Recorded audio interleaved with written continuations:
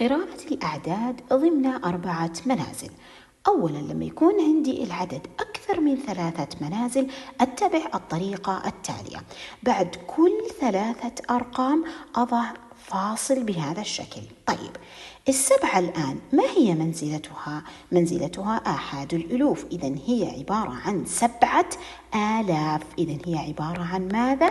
عبارة عن 7000 طيب 2 تقع في أي منزلة؟ في منزلة المئات، إذن قيمتها 200. إذن أنا أقرأ، إذن منزلتها المئات وأقرأها 200 لا أقرأ منزلة العشرات، إنما أقرأ منزلة الآحاد ثم العشرات وأقول 53.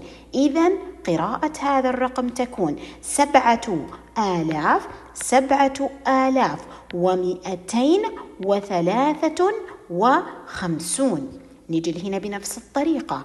4 بعد كل 3 أرقام أضع الخط الفاصل. 4000 لأنها موجودة في منزلة الآلاف. 4739. نجي هنا بعد 3 أرقام أضع الخط الفاصل. أقرأ هنا 9 ماذا؟ 9000 لأنها موجودة في منزلة الآلاف.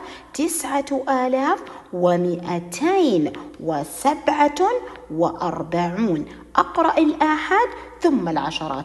47، 39، 53. نقرأها كاملة بهذا الشكل. إذا نقول مرة أخرى 7253، 4739، 9247.